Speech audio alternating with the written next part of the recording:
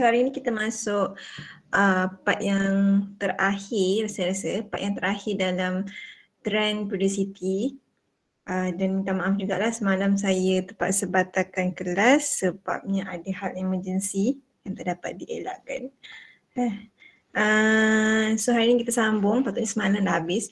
So hari ini kita sambung 3.2 periodicity, trend yang terakhir. Sekejap lagi kita akan masuk electronegativity. Tapi sebelum tu kita nak discuss berkenaan dengan soalan tutorial lah yang saya tinggalkan, soalan 15, 16 dan 17 lah. Which is konsep jawapannya dah sama macam slide yang saya bagi sebelum ni. Okay, so untuk yang contoh soalan dia boleh bagi contoh macam ni 6 first 6 successive IE untuk elemen B. So ada 6 IE. Maksudnya bila dia kasih sehingga 6 IE, maksudnya elektron yang dikeluarkan adalah sebanyak 6 elektron lah untuk elemen B. Tapi tak semestinya elektron yang diberi itu adalah sama juga dengan proton number. Awak tak tahu proton number dia berapa. Awak hanya tahu dia nak keluarkan 6 elektron saja. So daripada base 6 elektron yang dikeluarkan, kita kena determinekan blok dengan group sajalah. Sebab tak boleh nak tentukan period sebab awak tak tahu jumlah proton number dia berapa. So kita tak boleh nak predict dia punya period ke berapa lah. So nanti awak hanya tahu sekadar secara general je, which is NS dengan NP saja. Which is N ni tak tahulah period yang ke berapa. Okay, so based on data given, determine the block and group for B. So sepatutnya step pertama, awak kena kira lah ratio IE di mana IE2 bagi IE1, IE3 bagi IE2, and then IE4 bagi IE5, IE3, IE4 bagi IE4 bagi IE3, lepas tu IE5 bagi IE4, dan sekali barulah IE6 bahagi IE5. Okay, so kalau tengok kat sini mana yang paling dah try kira ke? Ada yang try buat siapa yang punya ratio yang paling tinggi? IE6 dengan IE5. Berapa Yana? 5 point something. Sampai 5 point something. 5.96. 5.96. Okay, so ini yang sama juga dengan assignment awak untuk part yang ionization energy, part data table tu. Awak first kena tunjukkan calculation untuk IE ratio untuk assignment So lepas tu kenalah buat highlight ke apa ke mana yang paling besar. Kita buatlah peta kat situ. Okay, so masa kita dapat tahu IE6 dengan IE5 yang paling tinggi dia punya ratio. So poin yang pertama awak bagi tahulah IE6 bahagi IE5 is the highest ratio. Okay. Apa saya buat? Tu poin yang pertama. Okay, poin yang kedua kita bagi tahu tadi calculation awak. Maksudnya apa? Bila kita tahu maksudnya IE5 nak ke IE6 dia punya tenaga yang dia perlukan tu meningkat sebanyak 5.96 kali ganda. Tengok ni, peningkatan dia punya tenaga tu sampai 5.96 kali ganda peningkatan tenaga yang diperlukan. Maksudnya apa? Elektron yang ke-6 iaitu untuk ingat balik IE ke-6 maksudnya elektron yang ke-6. Kalau IE5 untuk elektron yang ke-5. Okay, so maksudnya untuk elektron yang ke-6, lagi susah kita nak keluarkan elektron tersebut. So maksudnya kenapa? Sebab tadi more energy needed lah. So, sebenarnya more energy needed to remove the 6 elektron. Kenapa? Kenapa banyak tenaga diperlukan untuk nak keluarkan elektron yang ke-6? Sebab elektron ke-6 berada di mana? Dekat inner shell. Yeah, the 6 electron is removed from inner shell. Bagi tahu dia sama je macam yang saya punya slide tu. Kita bagi tahu dulu ratio dia berapa untuk data Sebab bila untuk data awak kena bagi tahu ratio yang mana paling tinggi. So maksudnya IE yang keberapa tu adalah elektron yang keberapa tu, maksudnya susah kita nak keluarkan. Maksudnya dia berada di dalam inner shell. So more energy needed to remove the 6 electron. Maksudnya the 6 electron is removed from inner shell. Kenapa saya buat B ya? Berapa perasan? Nombor 3. So nombor 4 maksudnya elektron kelima daripada 1 first sampailah elektron kelima, yang ni dia berada pada outer shell. Maksudnya dia berada pada valence shell.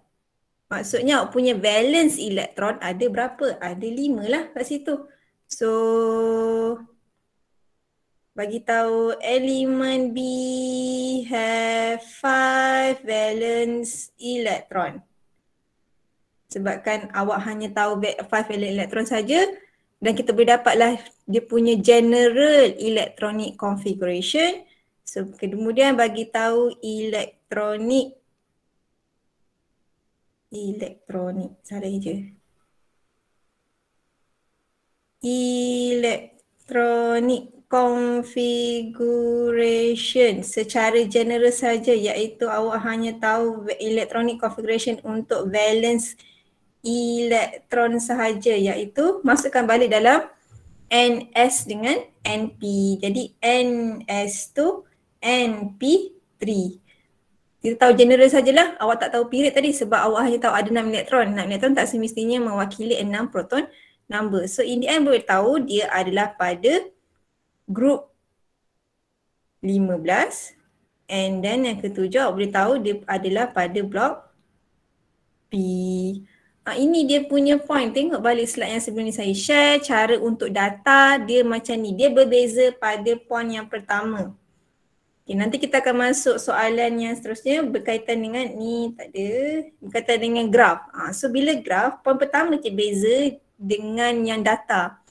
Okay, tak apa, kita pergi dulu soalan nombor 16. Okay, dia kata predict the group of X in the predict table. So macam biasalah, dapatkan ratio yang paling tinggi sebab ni data. So kita kena tahu ratio yang paling tinggi untuk elemen X. So A first dapatkan IE2 bahagi IE1. Kena tunjuk bukannya awak cari IE yang ratio paling tinggi saja. Awak kena tunjuk each punya ratio. Tapi kalau soalan objektif tak ada masalah lah.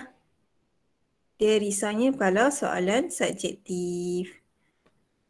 Which is macam assignment tu. Assignment kena tunjuk lah dalam kerja ni. Kalau tak ada memang tolak markah lah. Okay, kalau tengok dari sini awak boleh kalau tengok daripada data pun awak boleh tahulah sebenarnya. Which is IE yang paling tinggi adalah IE5 bahagi IE4, betul? Betul. Betul. Okay, berapa Farisha? Sekejap. Betul tapi kejap. Okay.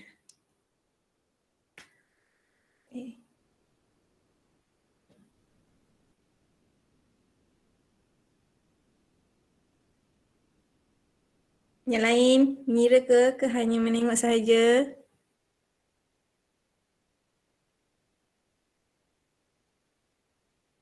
$6.129. 6.129. Okay, so kita highlightkan ini adalah highest ratio. Dia kata predict the group of X in the predict table. Give your reason. Okay, so reason awak yang pertama sama je macam tadi. Kita cerita dulu awak punya IE5 over IE4 is the highest ratio. Ayatnya sama saja. Lepas tu maksudnya more energy needed to remove. Maksudnya IE5 tu untuk elektron yang kelima, the fifth electron. So maksudnya IE5 tu dia perlukan tenaga yang paling tinggi. Maksudnya elektron yang kelima tu yang perlukan banyak elektron. So more energy needed to remove the fifth electron. And then sebabkan tu kita boleh tahu the fifth electron is in inner shell.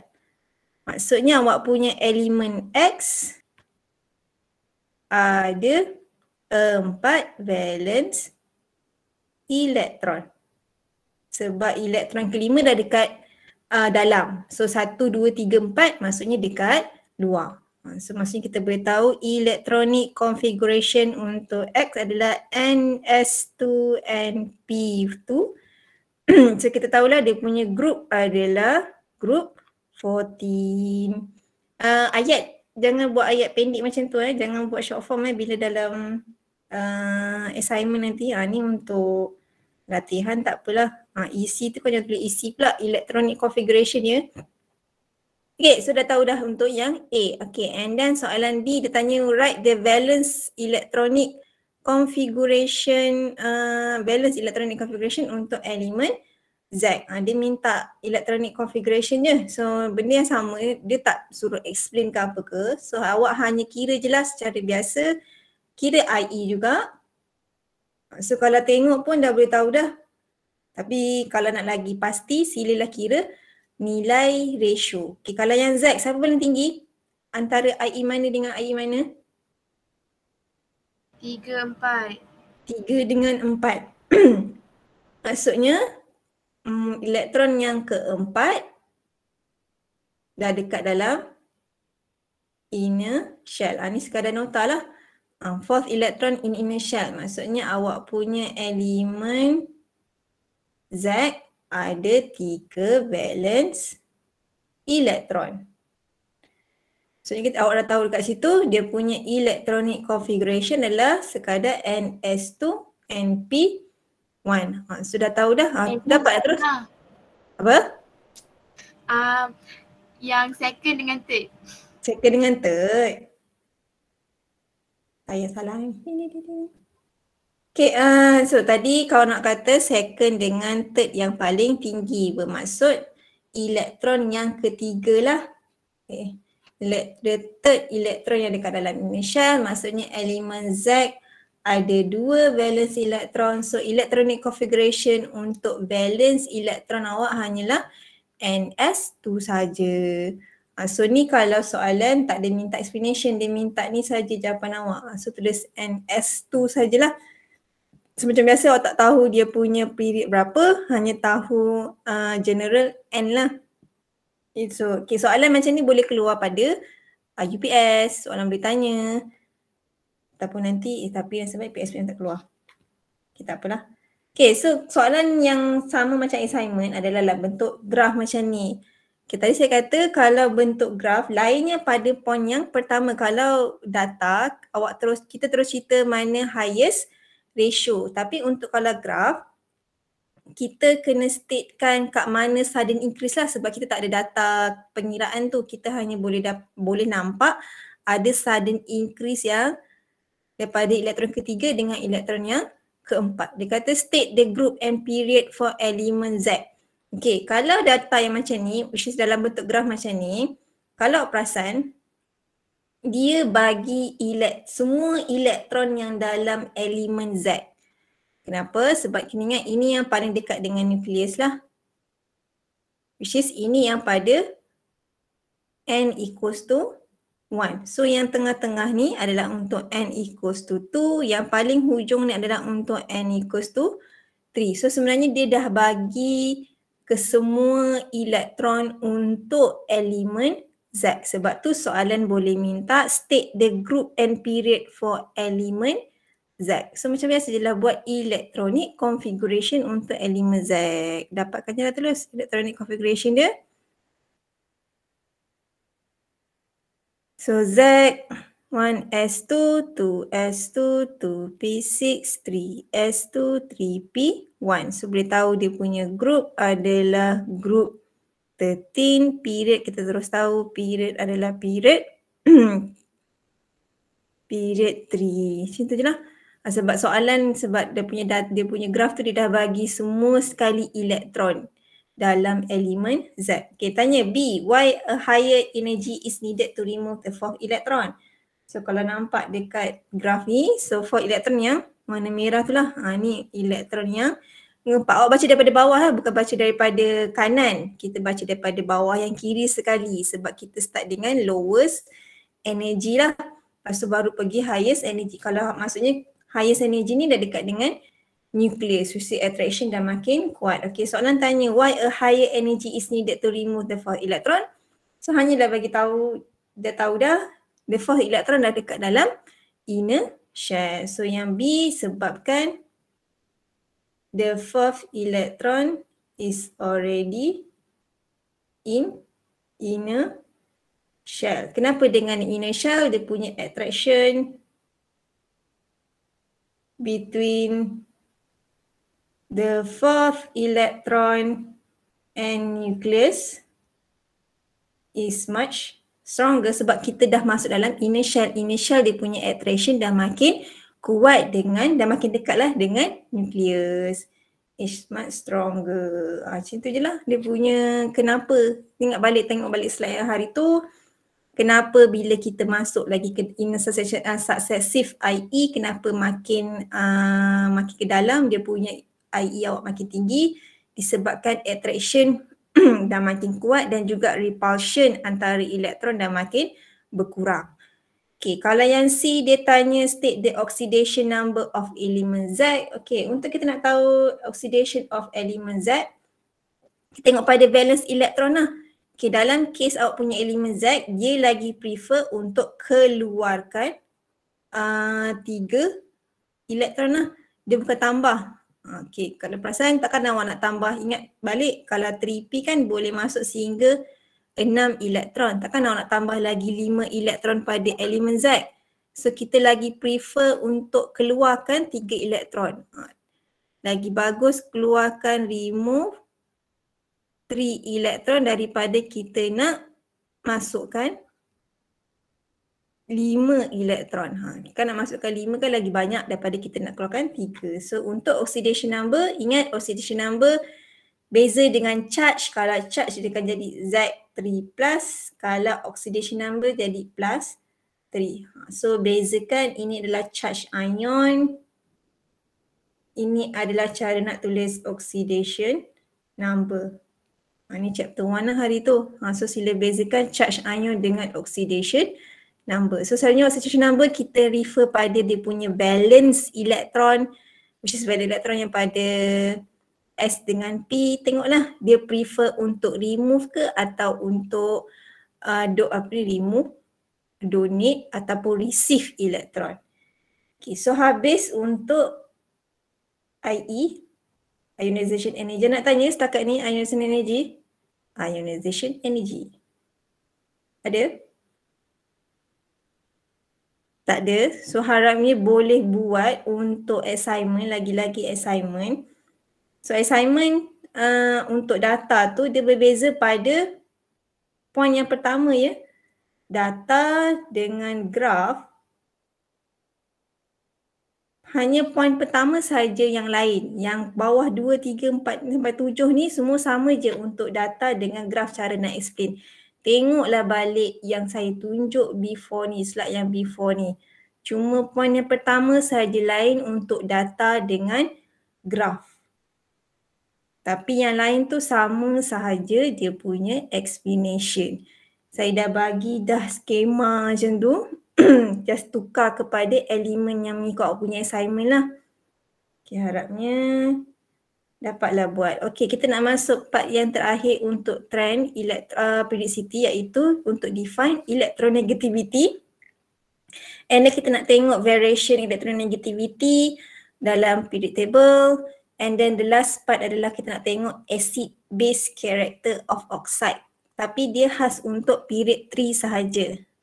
Okay, acid base characteristic ni maksudnya dia acidic oxide ke? Kita nak tengok sama ada dia acidic oxide ataupun dia menjadi basic oxide.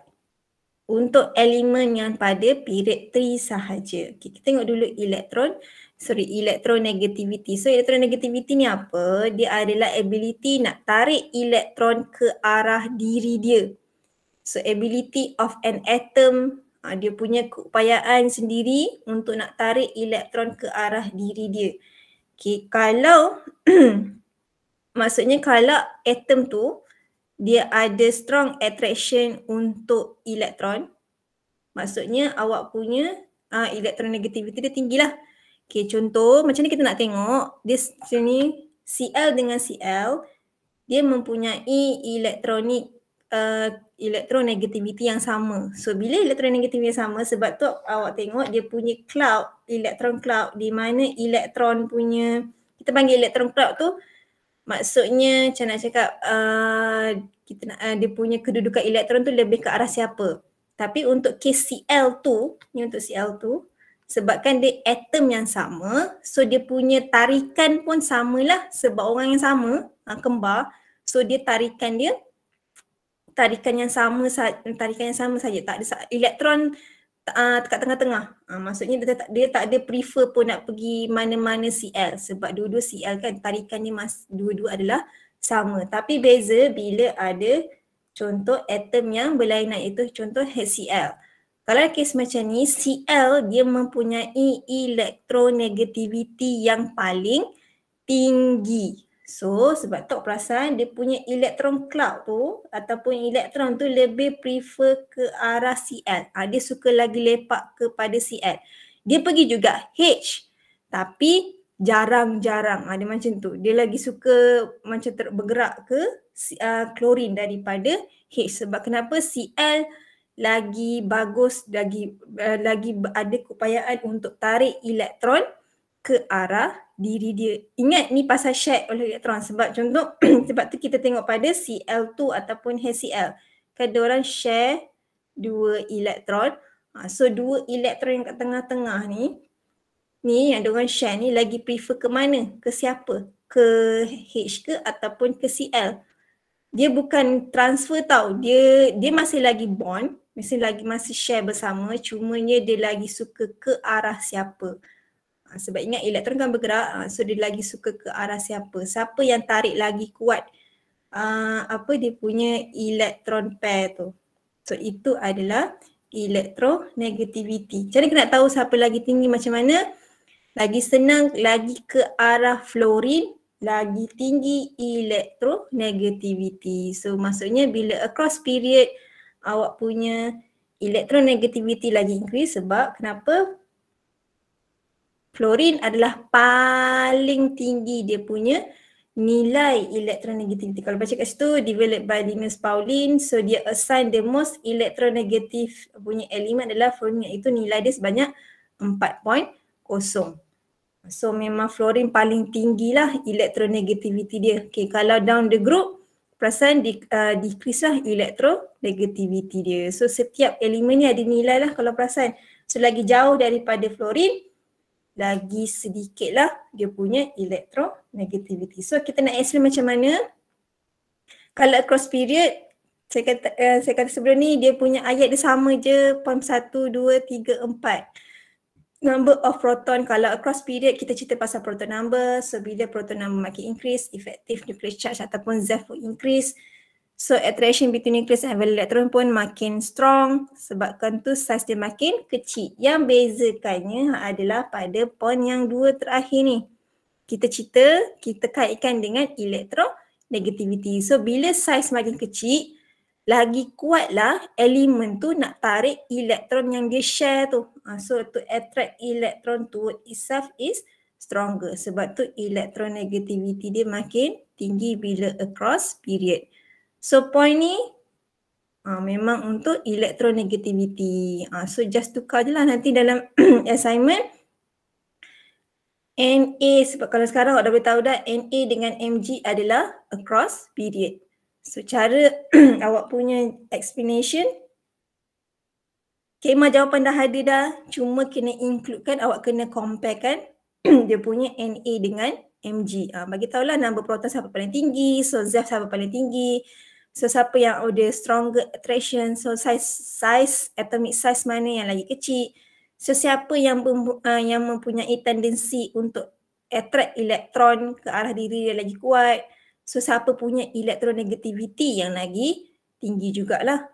So ini dia punya dia punya skema jawapan dah bagi dah. Cuma sila kaitkan dengan elemen dalam awak punya assignment. Okay, kalau ni adalah untuk down the group. So macam biasa down the group kita cerita pasal shell. Bila down the group, shell makin bertambah. So shielding effect makin bertambah tapi attraction awak makin lemah sebab tu kan saiz makin besar. So bila saiz besar, nak tarik elektron ke arah diri dia tu makin lemah jugalah, makin tak kuat lah sebab besar sangat kan. Tak mampu nak tarik elektron. Dah lah nak tarik valence elektron pun dah memang weak. Apatah lagi nak tarik elektron yang dia share dengan orang lain. Sebab tu dia punya electronegativity dia pun makin decrease bila down the group. Okay, pergi pada acid base character of oxide. Okay, dia sebenarnya nak cerita elemen, semua elemen dalam period 3 ni, apa saya letak kat atas ni. So semua elemen dalam period 3 ni which is Na, Mg, Al, Si, phosphorus, sulfur, chlorine dengan argon ni, dia reaktkan dulu, semua ni kita reaktkan dulu dengan O2 untuk menjadi oxide. Sebab tu dia kata oxide is produced when an element react ataupun burn in oxygen. So daripada oxide ni, contoh nanti oxide untuk Na adalah Na2O, Mg, MgO, aluminium Al2O3. Silikon sekian lah. Tengoklah nanti dia punya oxide, dia dapat oxide apa, S, klorin dengan argon, apa oxide ni. So setiap oxide punya elemen untuk elemen period 3 ni, dia karakteristik dia adalah acidic ke, base ke, itu kita nak dapat tahu. Itu yang awak nak kena tahu. So macam mana kita nak tahu? First kita dilutekan dengan air. So oxide tu, setiap oxide ni kita reaktkan dengan air, H2O.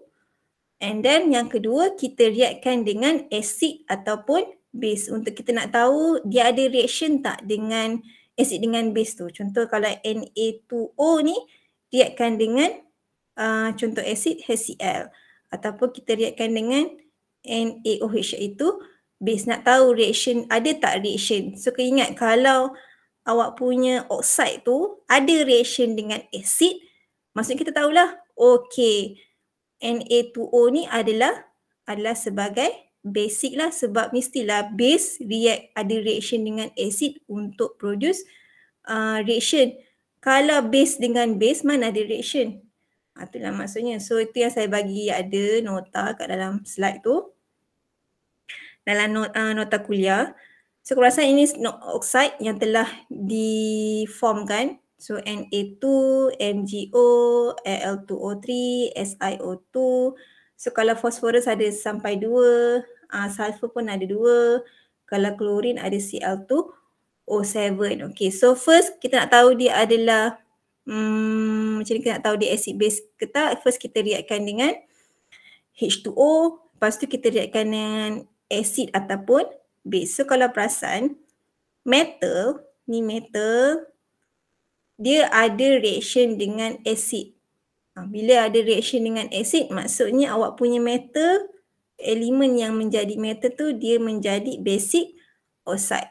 So untuk yang non-metal punya side, yang ni silikon sehingga klorin, dia menjadi acidic oxide. Aluminium sahaja dia kita panggil sebagai amphoteric. Okay, apa ini amphoteric? Amphoteric maksudnya dia boleh jadi acid ataupun dia juga boleh jadi base. Basi pula jadi base. Kenapa? Sebab dia ada reaction acid dengan base. Okay, so just ingat macam tu je. Awak punya metal which is Na dengan Mg dia jadi basic oxide.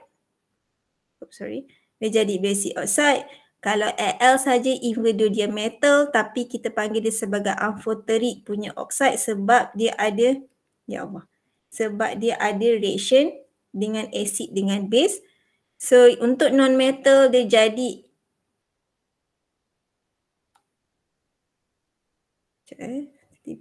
okay, so untuk non-metal dia jadi acidic oxide. Okay, so untuk soalan assignment memang pasal Na dengan Mg kan. Okay, soalan nanti kita tengok pada soalan dia minta awak punya equation. So tu ada equation ni lah, carilah equation yang dengan acid. So salin je lah equation dengan acid.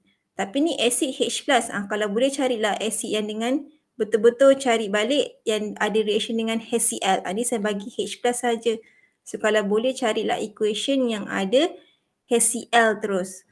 So dia suruh bagi reaction dengan air. So tu je lah equation untuk Na dengan Mg tu.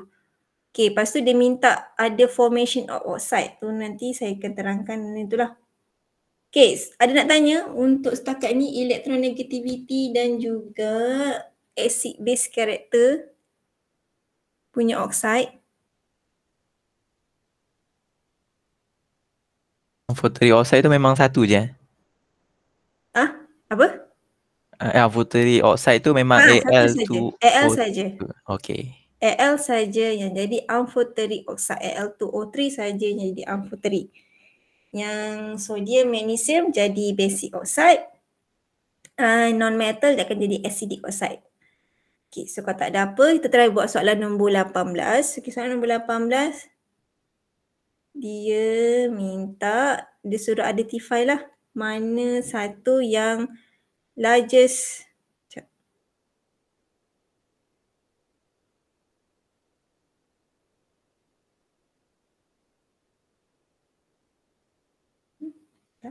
Okay, dia minta largest ionic radius. So first, rasanya mana? Has the largest ionic radius. G.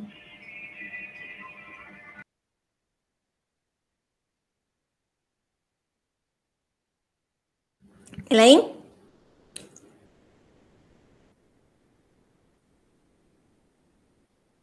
G. G, yang lain semua G. Ionic tau.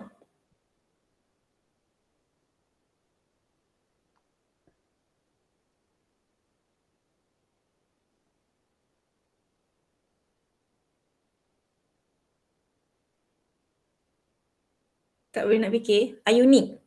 So bila ionic, awak kena fikir dia remove elektron ke ataupun dia akan receive elektron. Receive. Okay. Okay, mana yang G ke? Yang G ke maksud awak receive ke? G remove.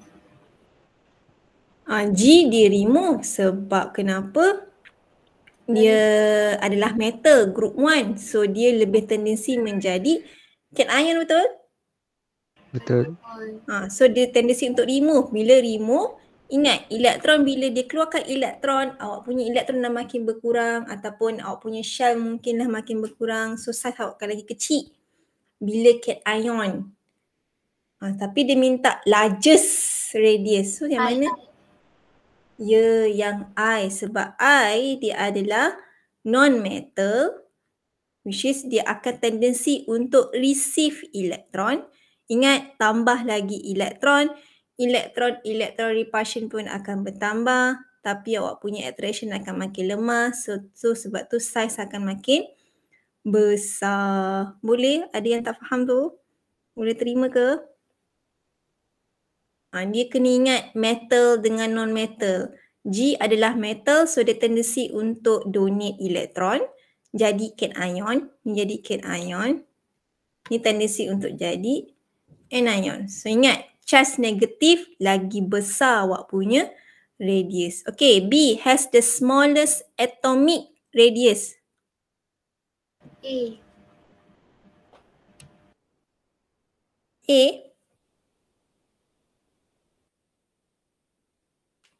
B. B. B. Kenapa A? B sebelah tu lagi lagi kecil ke? B. Ada B sebelah tu kan? So ingat, kita kena cari dulu yang shell yang paling sikit sebab kita nak cari paling kecil. So shell tak banyak. So of course lah antara A dengan B. Lepas tu ingat bila across period maksud makin ke kanan, proton number lagi banyak, maksudnya size awak akan lagi kecil. So untuk jawapan B adalah B lah.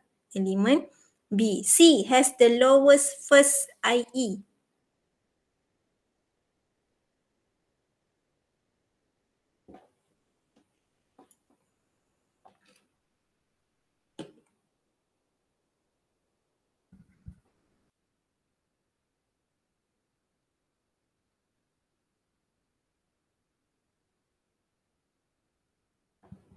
Boleh ke fikir?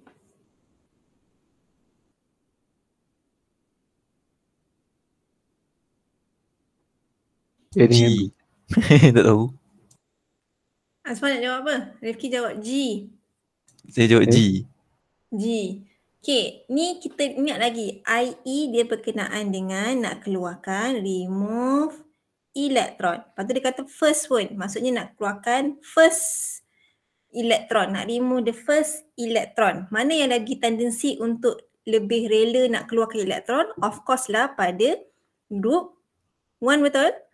Group 1 kan dia adalah cation, which is dia adalah metal.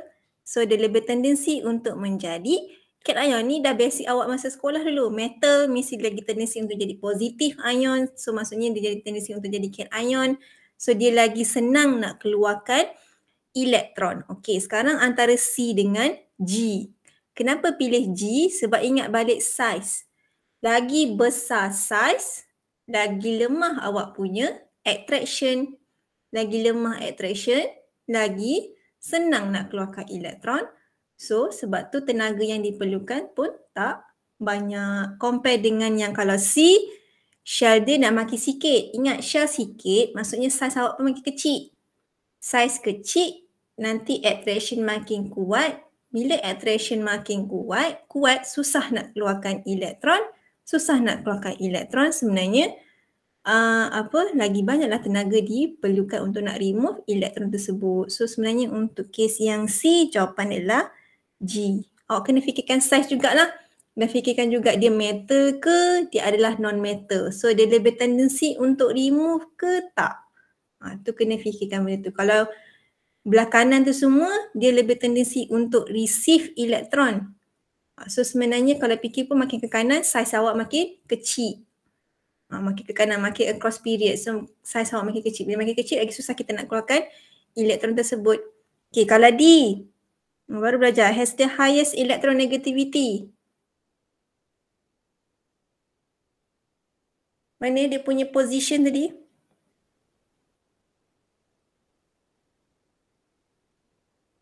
F. Jawab F. B. F tu dia punya simbol dia tau. Ni bukan elemen yang betul. Dia kata 9 element are indicate by letters, not representing their usual symbol. Okay, jangan confusekan dengan F dengan fluorine. Kalau I fikir kedudukan fluorine adalah pada, tengok balik, pada first row, maksudnya pada second period. Masa second period, maksudnya kalau tengok balik awak punya soalan, masa second period which is adalah pada B. elemen B. So kena ingat kedudukan F tu untuk nak tahu electronegativity. Okay, form amphoteric salt with oxygen. Tadi baru belajar tadi, amphoteric yang mana? Aluminium. D. Aluminium. Siapa yang aluminium mana? D ke E? D. D lah. Sebab ingat balik awak punya aluminium dia pada, dia terselit kat sini. Dia metal tapi dia pada group 13. Dia bukan pada group 3. Group 3 ni adalah transition metal. So Al dia ada pada period 3 dan pada group 13. Okay, so kalau I tengok balik pada awak punya kedudukan soalan, so sebenarnya D lah yang form amphoteric. Yang amphoteric untuk Al sebab Al dia boleh jadi acid ataupun base. Dia punya karakter dia boleh jadi acid, boleh jadi base. Depends dengan apa yang dia react. Okay, so ni 19 dengan 20. Saya tak nak bincang bos sebab ni soalan awak boleh refer je balik pada slide nota di mana macam ni kita nak describe acid base character oxide. Tengok je lah balik. Kena pastilah sebab soalan boleh keluar dia bagi tahu okay mana satu amphoteric punya oxide. Lepas tu mana susunan untuk contoh soalan minta sila susun mana satu acid, mana satu basic, mana satu amphoteric. Kena susun lah. Awak kena pastilah acid yang mana, basic yang mana, amphoteric yang mana. Susunan dia macam tu. Kadang-kadang soalan boleh tanya macam tu. Ataupun dia tanya mana satu acidic oxide, adakah ini basic oxide. Tu antara soalan yang boleh tanya. Ada sebab bukan yang contoh UPS lah, sebab UPS dia direct saja. So dia tanya mana satu, adakah ini amphoteric, adakah ini basic, sila bagi tahu mana yang basic. So contoh dia bagi Na2O, adakah ini acidic ke ataupun basic. Soalan direct sajalah kalau soalan UPS. Okay. Ni yang soalan assignment. Ni saya kata tadi. Yang part nombor 8 ni. Okay, dalam nota memang dah ada dah reaction water acid dengan base ni. Sama dengan nombor yang kedua ni.